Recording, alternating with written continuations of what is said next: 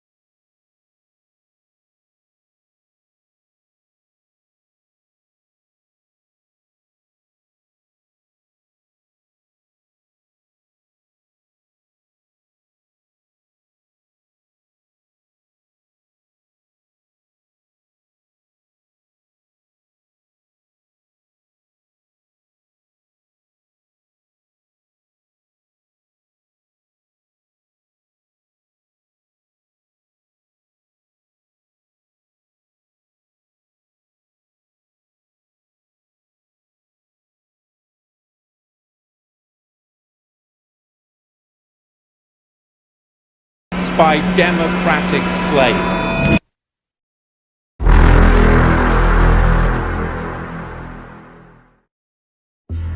Now, in today's society of America, millions of so-called African Americans are struggling to come to grips with their true identity, culture, heritage, and history, mainly due to the numerous manipulative tactics utilized to govern their critical thinking mechanisms and to also decimate their literacy capabilities. Each one of these manipulative social engineering experiments can only be detected and detached from one's subconscious when standing outside of the box. I'll let you ponder on what's happening to those that are still inside of it. Meanwhile, you have not and will not ever hear me promote any form of religion throughout any of my content that I present to the public. Reason being is due to religion, faith, and beliefs are based on one's personal relationships, and I am not here to debate nor argue about who you should or should not love. That's simply none of my business. So let's also be sure not to confuse the truth that I present throughout my content with any personal beliefs that you may have. Now, in this segment, you will learn about who you truly are and where you really came from, based on truthful information. Because mind you, there is a big difference between truth and facts. Facts is merely controversial information, whereas a person bears the opinion to debate its credibility or not. That's yet another form of belief, whereas truth is non-debatable due to its credibility of always making logical sense. This is why in today's society, most people don't even care about the truth. Why? Because to them, unfortunately, a lie is more entertaining.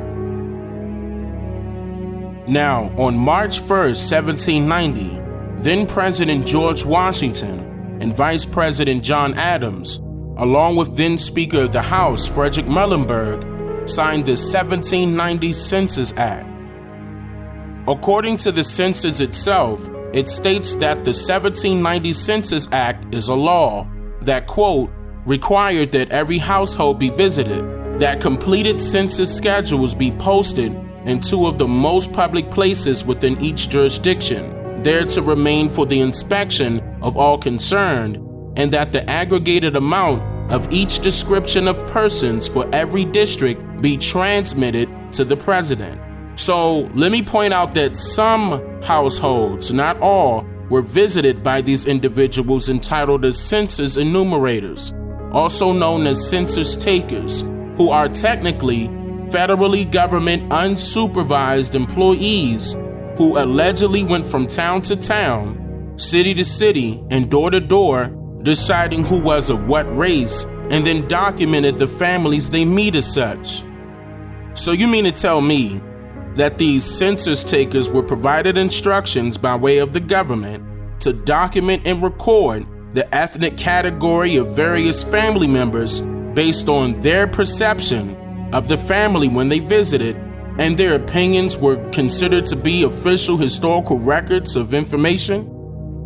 Even though they did not count every individual living within the United States due to the multiple indigenous Niji raids and rebellions occurring during this time period, the alleged first official census of the entire United States was implemented on a day dubbed as Census Day on August 2nd, 1790. See, now what's very important to note here is that the, quote, free people of color were recorded all in one group, and also note that it states free and not freed, as if they were freed people from some form of enslavement.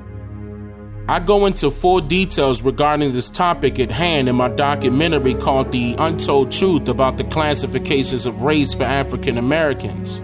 But of course I mentioned all of this for a particular reason, and that is the official 1790 U.S. Census population count was a total of 3,929,214 people.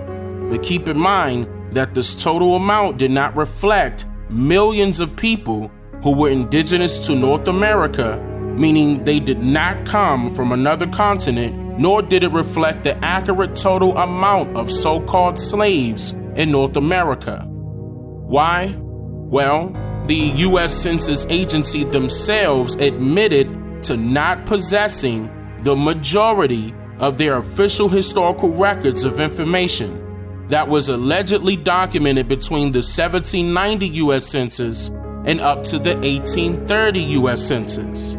Their excuse was to claim that these records were lost or destroyed somehow. See, this was purposely done for two reasons. A, to hide the truth about the real history surrounding the U.S. in slavery. I mean, generally speaking, you can literally prove to yourself that your ancestors were slaves or not by documentation. You can check and see if your ancestors came off a boat. I have been sharing this information publicly for a few years now, along with my sources. And as people that reached out to me that has or is currently undergoing research on their family's genealogical background have not failed with discovering that their family members were either never enslaved and has always been free, or worked as an indigent servant for money, land ownership, business ownership, etc., and considered to be freedmen once their obligations of servitude expired. Make no mistake, when you hear the word freedman from now on, freedman does not necessarily mean that he or she was freed from enslavement, because it can also mean relieved from their duties in most commonly known cases. So, this first reason to allegedly lose or destroy these records were to hide the truth that it was a very small amount of copper-colored slaves and a greater amount of prisoners of war in North America. And the second reason is B, to hide the truth about who are the real minority and majority in terms of the population count here in the United States of America. Which brings me to my very next point. If you are still watching, congratulations. You are now about to be made cognizant of one of the biggest reasons why I'm just here to make you think. Listen closely. The biggest portion of their hidden agenda was the abominable sabotaging of indigenous people's history, legacy, languages, culture, heritage, systematically. Of course, they couldn't pull this task off on their own, so they implemented a methodology format based solely on the scientific concepts of eugenics. According to the National Archives, the term eugenics was coined by a British natural scientist and explorer named Francis Galton in the year of 1883.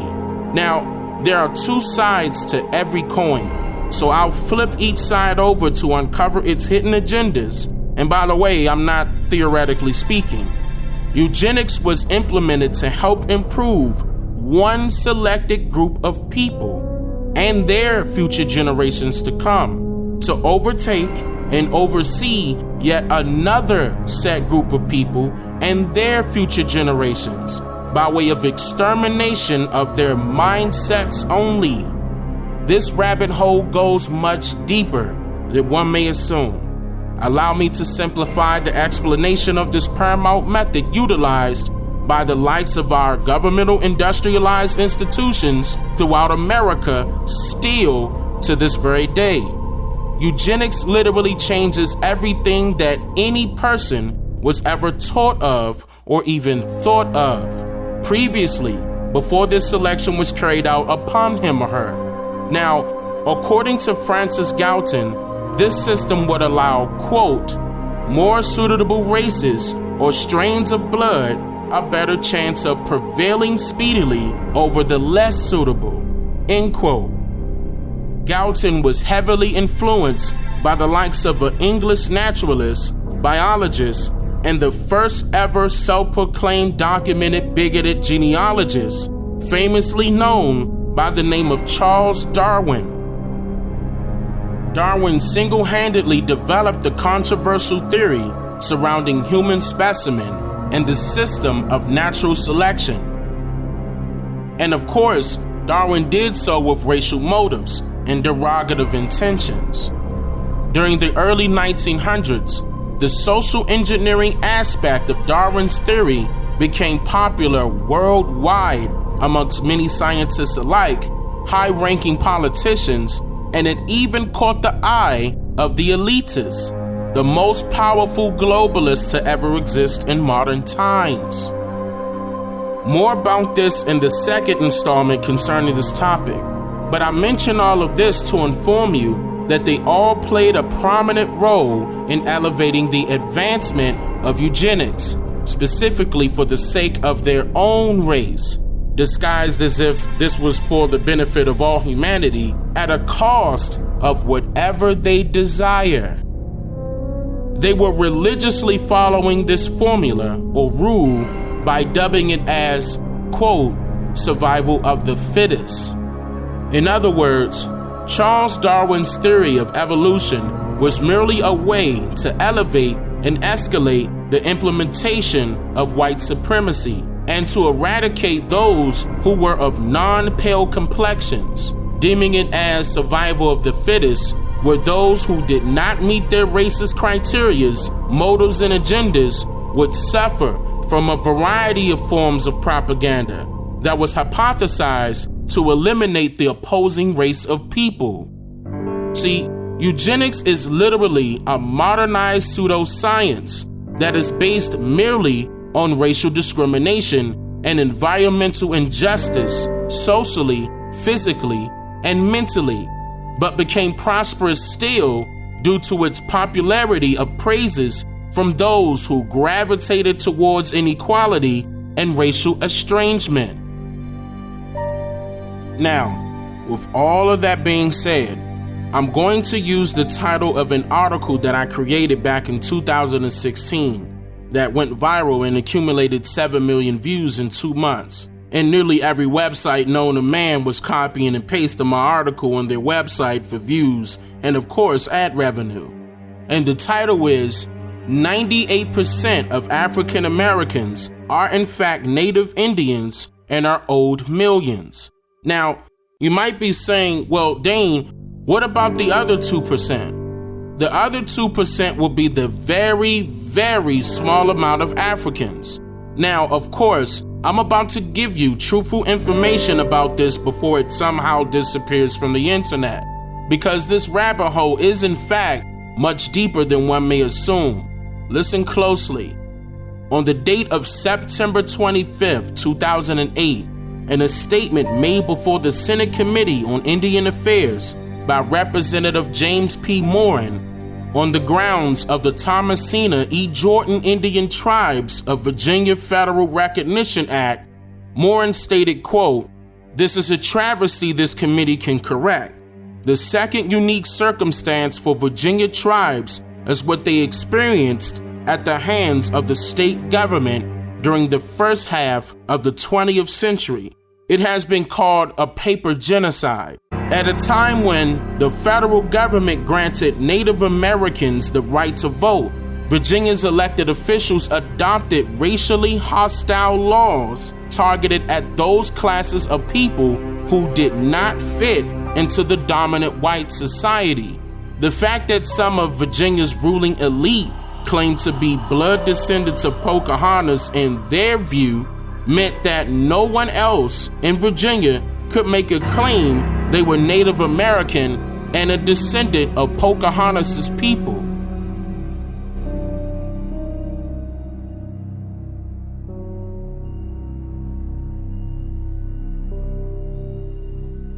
With great hypocrisy, Virginia's ruling elite pushed policies that culminated with the enactment of the Racial Integrity Act of 1924. This act directed state officials and zealots like Walter Pleckler to destroy state and local courthouse records and reclassify in Orwellian fashion all non-whites as colored. It targeted Native Americans with a vengeance, denying Native Americans in Virginia their identity. To call yourself a Native American in Virginia was to risk a jail sentence of up to 1 year. Now, in this statement, he used the term Native American. But the truth is that our identities were changed not from Native American, but from Indian to colored. And they were not only jailing people in Virginia for claiming their true identity, they were killing them by hanging them from a tree, and in more ways than just one that I won't mention, in each state across North America. The biggest bigoted racist white supremacist of them all, and that's including the federal government and all of those who praise this coward's derogative motives and agenda, was none other than Walter Ashby Pleckler. The Plecker era was truly one of the darkest times for Native people in Virginia. But I think it's critical for us to think about what was the genesis of the ideology that Plecker was a proponent of. And it's really the eugenics movement. The eugenics movement was a pseudo-scientific movement. We say pseudo-scientific today because we find that the science that they were proposing is not what we today would honor as scientific in any way. The eugenics movement has a direct link to the descendants of Charles Darwin. They somehow made the leap to these notions about racial purity. What is best for each race is racial purity. Plecker and his friends convinced the Virginia legislature to adopt very restrictive legislation in 1924. It's called the Racial Integrity Act. With this legislation, it was decreed that there were only two possible categories.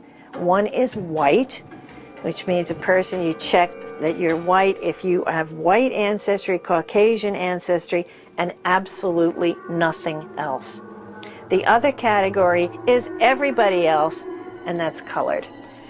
So this was very hard on Virginia's indigenous community because in a sense it wipes away their identity on paper. Their ability to describe themselves as Indian was not possible in the state of Virginia until 1968, when the U.S. Supreme Court forced Virginia to repeal the law. Keep in mind that our elder family members' birth certificates were changed multiple times to state colored, Negro, mulatto, Creole, or even black as their classifications of racial identity by way of the federal government systematically. So, the moral of this segment is that you have been lied to by your government, your president and politicians, your school teachers, your public school history programs, your college professors, multiple Out of Africa Theory books, and even inadvertently or purposely, people that shares the same hue as you and I. And that's a whole nother story within itself. Now I challenge each and every one of you to seriously research your mother or your grandmother or your great-grandmother's birth certificates. And if it has the letter C or COL dot or colored and every other misclassified title of race that I just mentioned, then at that moment you will know the absolute truth about who you really are. I'm just here to make